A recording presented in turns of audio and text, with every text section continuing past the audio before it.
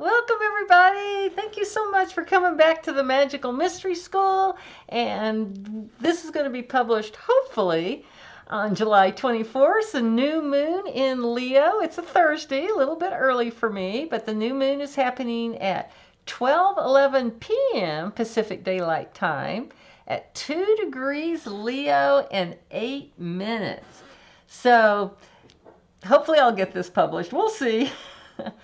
Okay, so just to do a quick review, we did talk about Mercury retrograde last time, and right around, I think July 17th, 18th, around midnight, is when Mercury headed backwards in Leo, about 16 degrees Leo. And I don't know the exact time on this, so if anybody does have it, please let me know. The fellas that they sent to El Salvador from the U.S. Were sent on to Venezuela. So I think that's good news. I mean, hopefully Venezuela can sort this out, because I heard like this one woman being interviewed and her son had got swept up in this and she was just distraught. She was like, if you're going to deport him, send him back to Venezuela. Don't, he's got an aunt and uncle there that'll take responsibility for him and that kind of thing. So hopefully that is on its way to being somewhat resolved anyway. These guys are, I mean, the commandant of that camp in the concentration camp in El Salvador, I mean, he literally said, nobody leaves my prison except for in a body bag.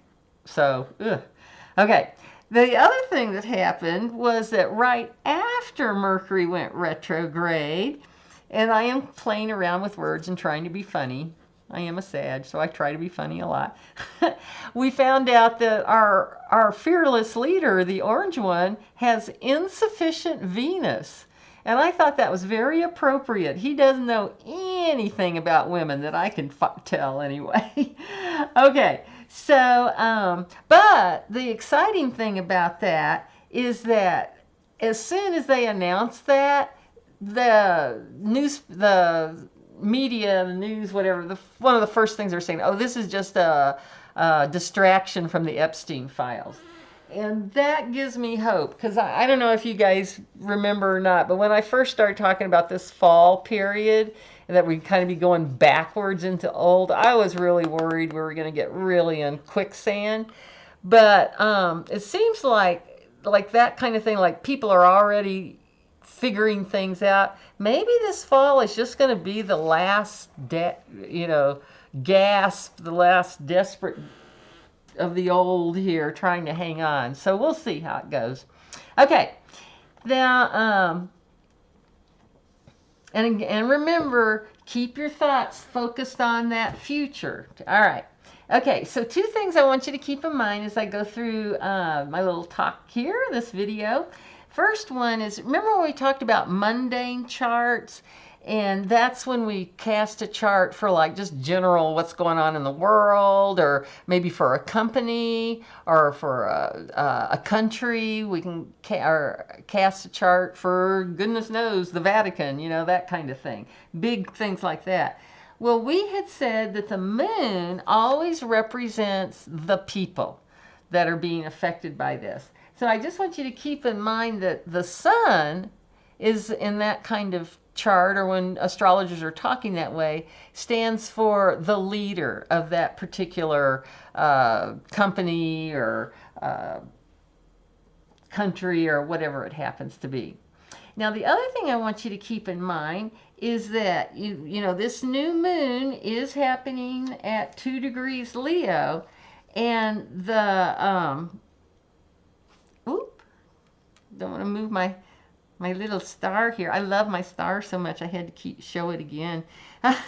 The sun and moon are conjuncting at 2 degrees Leo, and that's what a new moon is. And we do all of our usual stuff, set your intentions and everything like that, especially for what you want in the future in a year or so. And then I've got more on that too here in a little bit later.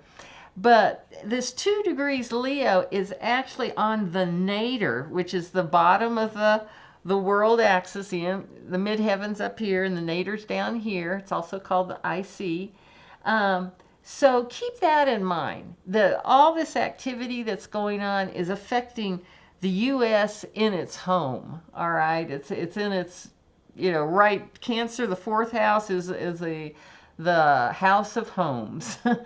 Okay, so and just this morning, we had the sun. Well, the sun had already sextiled Uranus on the day the sun went into Leo, but now we've got the sun.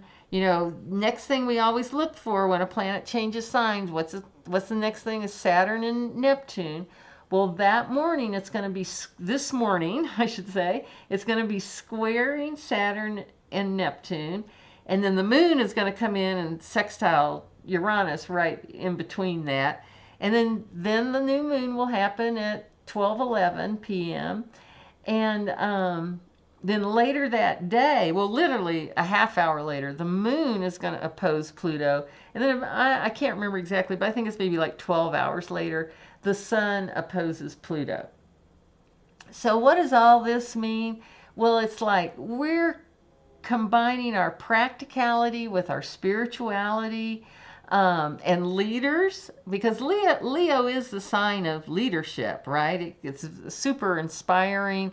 I mean, Capricorn's more of the company CEO type, but Leo's, also like the football coach and, that kind of energy. Really gets us going here.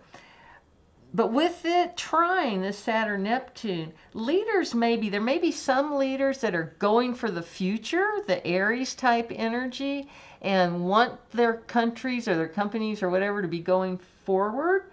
And then there's also going to be some that are going to be resisting that and literally falling to the wayside as time moves on. Now, personally, again, keep your focus on things like the highest good of all concerned. Next year I'm looking forward to relaxing all summer. And after we get through all this stuff, after the wobble goes and everything. So anyway, just be aware of the energy that's going on. Be very observant during this time, because again, this is our 2 months, this July and August, to get us prepared for after the wobble's over at the end of April there. So there may be some things in your life that just seem like that you would love to do or have or be, just seem like a pipe dream that it might even be too silly or foolish to even try to do. Well, I want you to start thinking about those things. If it makes you if you feel love in your heart, if it makes you smile, start manifesting for that. Okay? Because I heard a great quote is that you can, don't manifest what you want, manifest what you love. And when I heard that, it kind of turned everything around in a little different way for me. So really think about how you get your emotions attached to those kinds of things for sure. Okay. All right, so let's go ahead and talk a little bit more then about this Pluto and opposing this new moon here. This is saying that we've got a lot of work to do. We've got to open up these coffin lids from the inside of the coffin. That's what I mean. You can lay in this coffin if you want and not open the lid. But Pluto, Gabriel's going to blow his horn, and if you don't open that coffin on your own or make those changes, because remember, Pluto's death and rebirth, change, the phoenix. Things are going. This horn, and I don't know if you can see those little waves. Can I show that to you? The little, yeah, see the lines coming out of his horn? That is the vibration that's going to shake that coffin until the lid pops out. So, do you want to make the changes consciously, or do you want those changes to shake you until your lid pops off? And again, here I'm going to keep repeating these kind of things. The highest good of all. Welcome in an expanded consciousness for those changes. Think outside the box. Okay. Alrighty. So another thing I wanted to, now I showed you, I've kept this beautiful sextile on here because I just love looking at this. But I want to show you, I realized last time I was talking about the Star of David, and I can just make you a Star of David. So I'm going to try to do this. I might put you on pause if I'm a little too slow about this. But we want to put those 3 equilateral triangles on here. So I'm going to do, and if I can do this in gloves, that's another interesting part of the process too here. And so here's the air triangle, Aquarius, Libra, Gemini. Okay. Yep. All right. That did okay. And then we'll do the fire triangle of connecting up all these 6 points. So remember, I'm connecting all the same points. I'm just doing it with a different, oops, there we go. Different little tool here. All right. Should I put you on pause? Maybe I will here. Okay, so there's our 6-pointed star, just in a different kind of configuration here. And again, there's that the triangles. So we make the Star of David with, we've got one triangle like that. We've got another triangle pointed down. And then this is the glyph for air. And you can see if we just, well, let's see, I'll cover this part up here and this here, and you can see there's that, with that line going through that, this line here is the same line here. So that's the glyph for air. And then the glyph for earth, whoops, is the downward pointing triangle with a line through it. And you can see, you can probably see that there, and that's that line. So anyway, okay, I just wanted to show you that this is a real thing that happens. Okay. So one of the big things I didn't emphasize like I wanted to was the staying power of this Star of David up in the sky. Because we've got the 3 slowest moving planets working with this transit that we're dealing with right now. So that's Pluto, Neptune, and Uranus. And remember, Pluto spins about 20 to 30 years. It has an elliptical orbit, so it can vary in each sign. Neptune spends 14 years in a sign, and Uranus moves 7. Now, we always thought, you know, Saturn was such a slow mover, spending about 2 years in a sign, but these are, you know, much slower. So let's first look at Pluto and Uranus, because Pluto's the slowest of these 3 and Uranus is the fastest. Oh, and I should also say they're also called generational planets as well as outer planets, because anybody who's born around, like in this one, around the same 20 years, they're all going to have Pluto in the same sign. Like I'm the Pluto and Leo generation. Neptune, again, everybody born around that 14-year period is going to be in the same sign. So you're all going through the same things together. Oh, there's our bong. Here in Colorado, we love our bongs, but hopefully it won't be too bad. Okay, all right. So when we take that slowest Pluto and look at that trine that it's making from air to air, right? This trine is going to be in effect until 2030.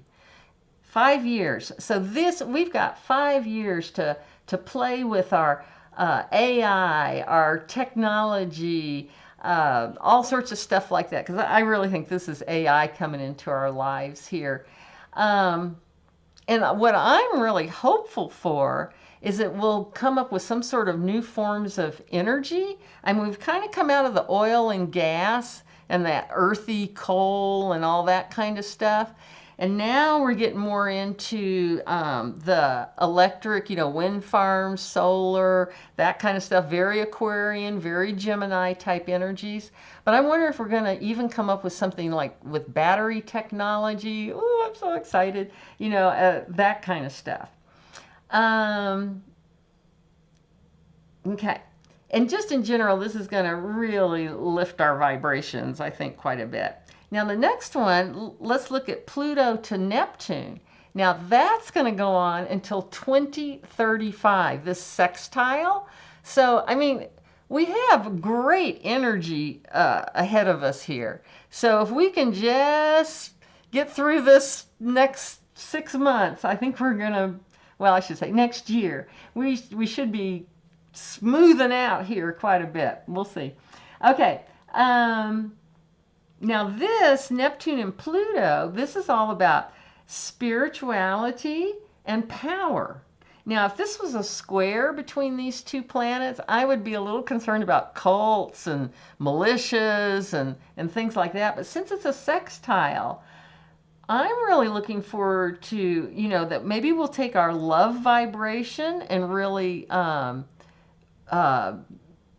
put some power into that and to really uplift it to make it even higher. So I think we could have some real interesting new types of, I wouldn't say religion. Religion's more of a Saggy kind of thing, but I think we could have some real shifts in spirituality, real changes. So I'm kind of excited about that.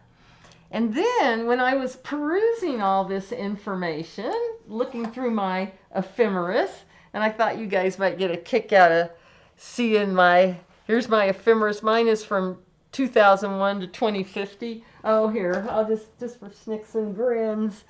I pulled this, look at this old guy that I've just loved to death and starred and circled and notes and all sorts of things. So I loved it once I got good at astrology. It's like, it was so cool to be able to say, I can look at this and I can read a story. You can tell me your birthday and I can start talking about it. Anyway, I don't know if this is going to work or not. We shall see. Well, if you can see that. And okay, great. Okay, so can you see that? And I'm not, this is just too heavy for me to keep still. So this is July 2026, and then I'm going to put, I'll put this right under it, so it should light, if it comes into focus for a second, you'll get it. You'll see it. Come on. You can do it. You can do it. Maybe closer. Maybe if I do this. No. Okay. All right. Well, you're going to have to use your imagination. I don't know if you can see it, but there's a 4, a 4, a 4, and a 4. And when I saw that, 4 planets, and it's our Pluto's, Uranus, Neptune, and Jupiter, in this case, all at 4 degrees, that wasn't very successful. What that was telling me, though, there's my little Jupiter guy, is by July of 2026, Jupiter is going to be sitting at this point of our Star of David. So I was like, oh my, look at this, boom, boom, boom, boom. If things aren't like feeling really good by July of 2026, they're going to be bigger, that's for sure, with Jupiter there. So just remember, we're going to have the moon and the sun hooking into these other points, but you can see how this star is going to be in effect for years, literally, for 10 years at minimum. Okay, so the other thing about this, I want everybody out there, and I hope you've already downloaded your free astrology chart. Just type it in Google and it will appear, or AstroDense does a great one. You can look at my Astrology for Beginners. Oh, shoot. Oh, no, it's still going. Oh, for a minute there, I thought I'd forgotten to turn my recording back on, but I did. Okay, sorry. Okay. All right. So anyway, I want you to look at your chart, and if you've got anything, any planet, or your rising or your midheaven at any from 0 definitely to 5 and even 10 degrees, 0 to 10, I want you to look and see how you fit into this star. And you may say, I'm a Scorpio. I got nothing to do with all this fire and air. Because remember, all these planets have shifted from earth, water, earth. Now they're all shifting into air, fire, air. Okay, and you may be, okay, I'm Scorpio. I got nothing to do with any of this. Well, not so fast. Scorpio is fixed water. Pluto is an Aquarius, fixed air. So you're getting a square from Pluto, and that's something you should pay attention to. Okay, same thing like Virgo. You know, what have I got to do with this? Well, that's mutable earth. Uranus is mutable in Gemini, mutable air. That's a square. So you're getting a square from Uranus. That's going to hurt Virgos too. Ouch. Anyway, I do want you to look over all that stuff in your chart and make sure you're up on that for sure. Okay, now on July 30th, we have Venus going into Cancer, into our water cardinal sign. Okay, so she's leaving Gemini, which is kind of sweet, likes to play, very talkative, young at heart, more platonic sibling type love, into Cancer, which is the mother of the zodiac, so very sweet, kind, good cooks, loves food, wants to make a nice comfy home and all that good stuff, and is very romantic in Cancer and can get a little frisky and kinky between the sheets like Capricorn up here, those two opposites. So can have some fun with that. So when we see Venus go into Cancer, what's the first thing we think? Well, what's going to, you know, it's changing sign. What happens to Uranus? It's at 0 degrees. Well, it's only a 30-degree separation. And that's called a semi-sextile. So remember, our sextiles are 60. So semi is half. And to me, I'm sorry, I don't use that aspect barely at all. I mean, to me, that's just neighbors. So if you're interested in that aspect, though, go for it. You know, check it out. There's tons of great information on that. Okay. Let's see. What else? Oh, okay. Yeah. So as Venus is going into Cancer here, she's going to, but nothing with a Uranus as far as I'm concerned, but she will cardinal, and both Saturn and Neptune are very like 1 to 0 degrees of Aries, cardinal fire, so that's going to be a square there. So this is happening on July 30th, which is a Wednesday. So expect the morning to be kind of a drag, actually. Okay. You know, kind of feeling the feminine energy may feel kind of repressed and repressed and all that kind of stuff, and maybe some harsh words might be said. Keep that in mind, because then Friday, or that Wednesday afternoon, it's going to square Neptune. So you might just feel fed up with it all. Are my whole wheels? Anyway, you might just feel totally just fed up with it all, and that you're just want to go home, you know. Just watch out, you know, whenever I see Neptune, I think, you know, if you do say, I'm so sick of work, I can't stand my boss, he's such a, or maybe let's go out and get a drink. Just be sure with Neptune, if when in doubt, call a Lyft, maybe a little hangover in the morning, all that kind of stuff. Just be aware. Okay. Then on, oh, and I'm sorry, this square happens on August 1st. Okay. This Venus going into Cancer happens on July 31st, and 2 days later. Yeah, that makes sense, because they are a little bit further in there. Okay. Then on July 31st, that's when, and this is going to be kind of interesting. I'm going to take this guy away. This is when Mercury and the Sun conjunct. So remember, and it's about at 9 degrees Leo. So Mercury's going backwards and the sun's going forward, so they kind of slam into each other at 9 degrees. And remember this, I was kind of confused with that. Similar thing happened with Venus last week. But it's just going to get one hit, because when Mercury is going this direction, the sun's going that direction, so the Mercury's going to come down here and go back and forth, and the sun's just going to keep going around, and so they won't come back together again. So, but we'll do that. That's for July 31st. And the time for this conjunction is at 4:41 p.m. Pacific Daylight Time.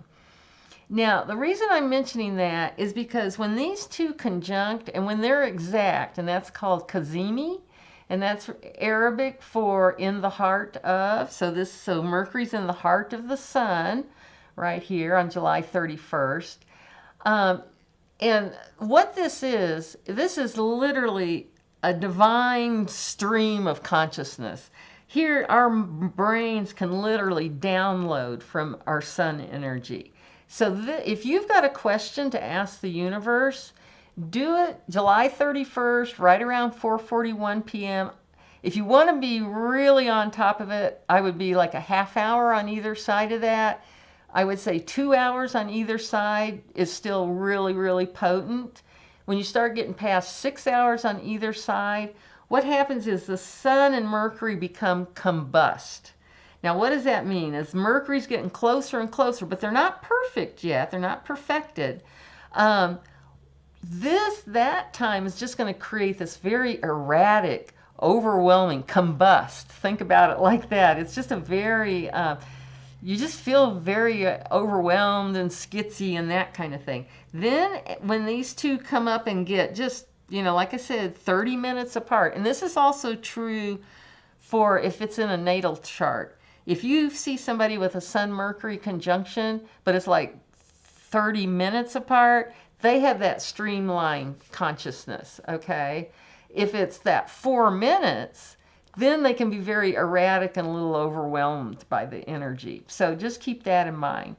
Okay, so there will be this buildup of confusion and that sort of thing, and then once it hits, and then that will start and then it'll get kind of erratic again, and then it'll slack off for sure. Okay, so I think I've gone over everything I wanted to. Next week, Mars is going to be going into Libra. I can't believe it. It seemed, remember it was retrograde and going back and forth between Leo and Cancer forever, for months, and now it feels like it's zooming. So we're going to get a little peek at Mars being on a point of this star too. So anyway, you guys, oh, and we'll start doing an introduction to the full moon in Aquarius. All right, everybody. Thank you so much for joining in, and I hope I see you next week, and remember to like and subscribe.